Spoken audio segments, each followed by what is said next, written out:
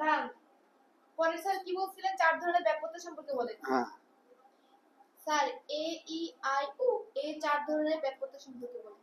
হ্যাঁ, যুক্তি বাক্যে চার ধরনের ব্যাপ্যতা আছে। একটা হল এ যুক্তি বাক্য, একটা ই যুক্তি বাক্য, একটা হলো আই যুক্তি বাক্য, আর অযুক্তি বাক্য। এ যুক্তি বাক্য কোন ধরনের যুক্তি বাক্য? এ যুক্তি হচ্ছে সার্বিক সদর্থক যুক্তি বাক্য। কি বললাম? সার্বিক সদর্থক যুক্তি বাক্য। এ যুক্তি বাক্য হলো সার্বিক সদর্থক যুক্তি বাক্য, যার উদ্দেশ্যপদ ব্যাপ্য, বিধেয়পদ অব্যাপ্য। কি বললাম? যার উদ্দেশ্যপদ ব্যাপ্য, বিধেয়পদ অব্যাপ্য। তারপর দুই নম্বর হচ্ছে ই যুক্তি বাক্য। ই যুক্তি বাক্য কোন ধরনের যুক্তি বাক্য? সার্বিক নয়ার্থক যুক্তি বাক্য। সার্বিক নয়ার্থক যুক্তি বাক্যের কি উদ্দেশ্যপদ এবং বিধেয়পদ উভয় পদই ব্যাপ্য। উদ্দেশ্য বিধেয় উভয় পদই ব্যাপ্য। তাহলে ই যুক্তি বাক্য চলে গেল।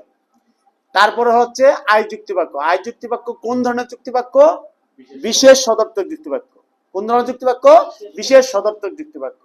এর উদ্দেশ্য বিধেয় উভয় পদই হচ্ছে অব্যাপ্য। উদ্দেশ্য বিধেয় উভয় পদই হচ্ছে অব্যাপ্য। অর্থাৎ ই যুক্তি বাক্য হচ্ছে উভয় পদ ব্যাপ্য, এর উল্টাটা বিপরীতটাই হচ্ছে আই যুক্তি বাক্য। আই যুক্তি বাক্য হচ্ছে উভয় পদই হচ্ছে অব্যাপ্য।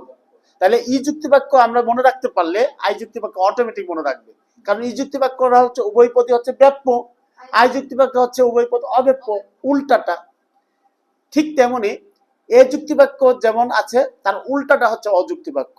অযুক্তি বাক্য হচ্ছে কোন ধরনের যুক্তি বাক্য? অযুক্তি বাক্য হচ্ছে বিশেষ নয়ার্থক যুক্তি বাক্য।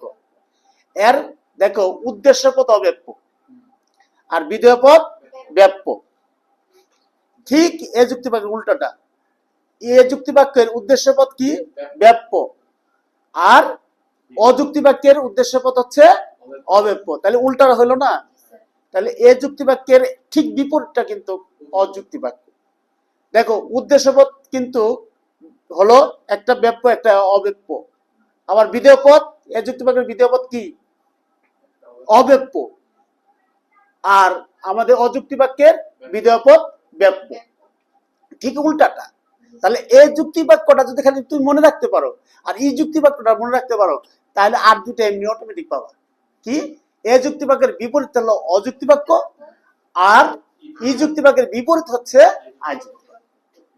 ঠিক আছে? এখন একটা উদাহরণ হিসেবে আমরা যদি ব্যবহার করি, উদাহরণ মাঝে মাঝে আসে। যেমন এ যুক্তি বাক্যের উদাহরণ হচ্ছে সকল ফুল হয় সুন্দর। এটা সকল হয় থাকে